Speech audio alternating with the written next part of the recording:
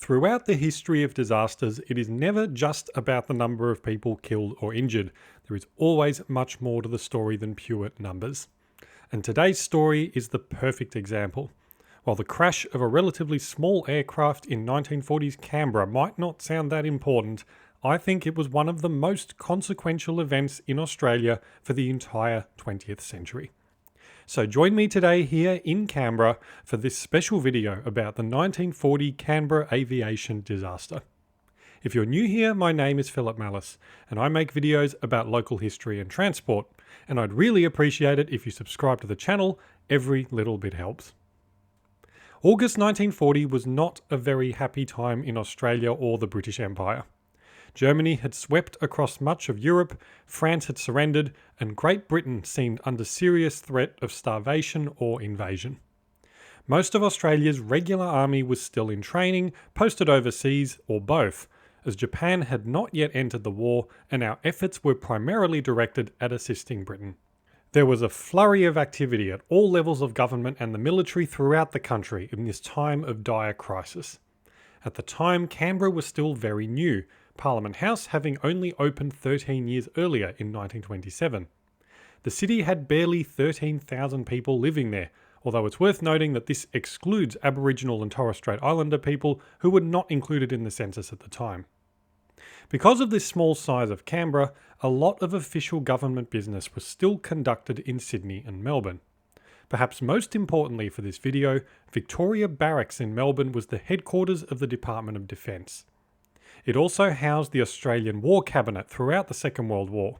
These barracks on St Kilda Road, just south of the CBD, are still used by the Department of Defence and for some other related Commonwealth government functions. This splitting of work between Melbourne, Canberra and Sydney meant that people often had to travel between these three places for meetings and other things. All of this brings us to the morning of the 13th of August 1940. 4 days earlier, on the 9th of August, the Royal Australian Air Force Base at Laverton had received orders to transport 6 high-level government and military officials from Melbourne to Canberra on the 13th. The aircraft to be used was an almost brand new Lockheed Hudson from No. 2 Squadron, which arrived at Essendon Airport in Melbourne after a short flight from RAAF Laverton on the 13th of August. For the flight, it had 4 crew on board. Flight Lieutenant Robert Hitchcock, captain of the flight. He was also the son of Bob Hitchcock, who died while searching for Charles Kingsford Smith in 1929, along with Keith Anderson. With him was Pilot Officer Richard Wisner as second pilot, Corporal John Palmer as the wireless operator, and aircraftman Charles Crossdale as the fitter and mechanic.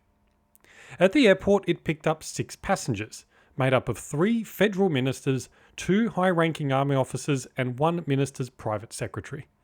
These were Brigadier Geoffrey Street, Minister for the Army and Repatriation, James Fairbairn, Minister for Air and Civil Aviation, Sir Henry Gullett, Minister for Scientific and Industrial Research and Minister for Information, General Sir Cyril Brudnell White, newly appointed Chief of the General Staff, Lieutenant Colonel Francis Thornthwaite, Army Liaison Officer for the General Staff, and Richard Elford, Minister Fairbairn's Private Secretary.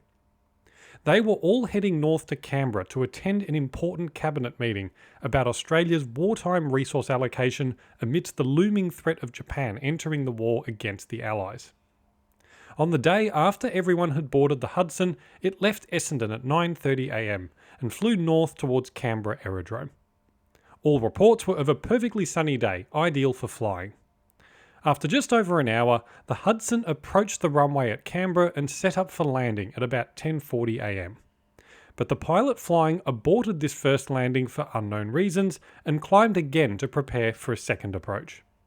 What happened next has never been definitively proved, and we will never know for sure. But as the Hudson descended for landing into Canberra to the west of the aerodrome, it was seen to suddenly bank to the left, rapidly descend, and then crash into the side of the hill nearby. Emergency services from both Canberra and across the border in Queanbeyan rushed to the crash site and growing fire. There were several eyewitnesses on the ground, some of whom were able to call police fairly quickly. Although RAAF assistance and some police and ambulances arrived soon afterwards, there was little they could do until the fire brigade arrived with proper firefighting appliances. They, in fact, were delayed due to being given the wrong directions.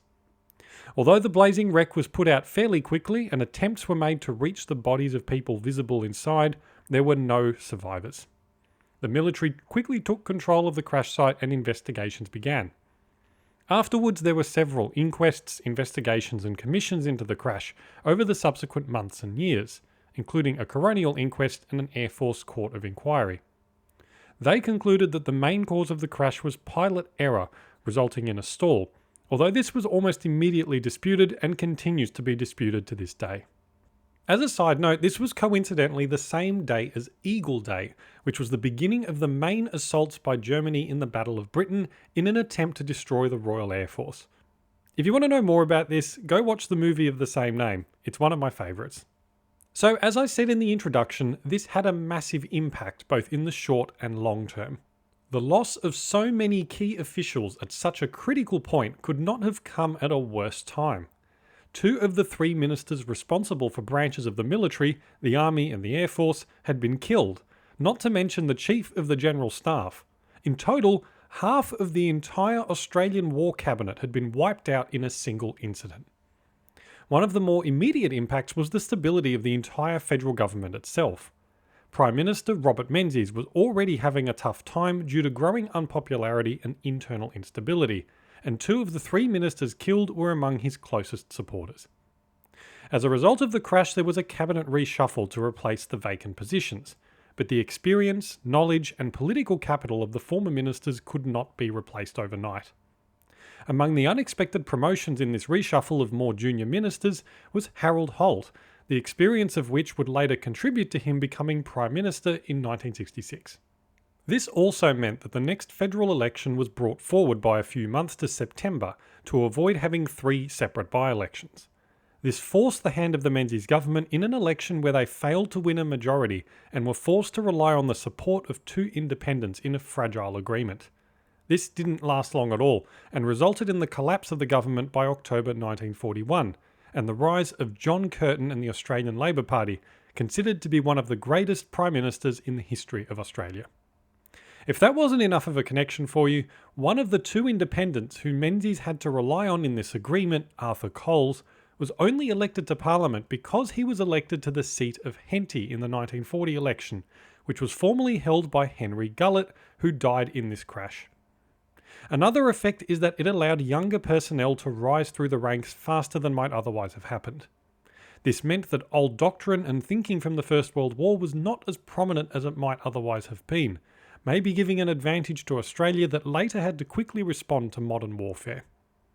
Hopefully you can start to see all of these impacts beginning to pile up. And there are still many more to go into.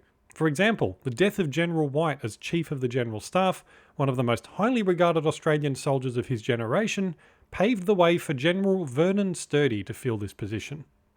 He was to go on to make and have significant influence in some of the most important decisions for Australia's defence, both during and after the war. But having said that, this could also have been even worse. 2 other cabinet ministers, George Macleay, Minister for Trade and Customs, and Arthur Fadden, Minister without portfolio and future Prime Minister, were also invited on the flight but preferred to take the train instead.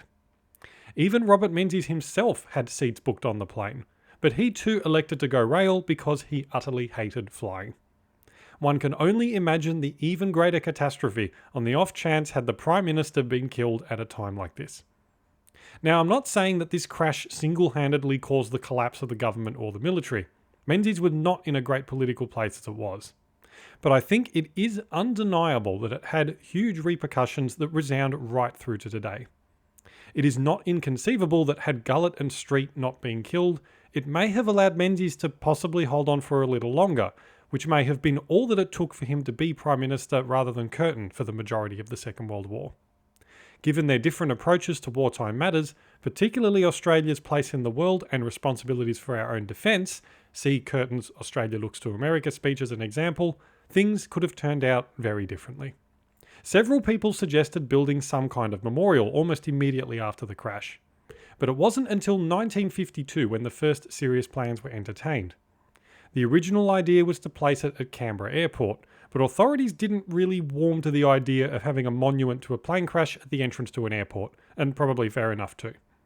So instead, a memorial was planned and built at the site of the crash itself in August 1958. The 20th anniversary of the crash was commemorated a few years later on the 13th of August 1960 by none other than Robert Menzies, who had since become Prime Minister once again. If you're interested in learning more details, there have been several books written about it. I've linked to some of them in the video description below, and my thanks goes to the authors of these books, as a lot of the research for this video is based on them. There are also digital copies of many of the important records of this period, including the inquiries that were held. You can see these on the website of the National Archives of Australia, which I've linked in the description below. I do hope you enjoyed this slightly different video about Canberra. If you enjoyed it and would like to see more, please make sure that you subscribe to the channel. And if you're interested in early video access and bonus content, make sure you check out my supporters portal too, at members.philipmallis.com.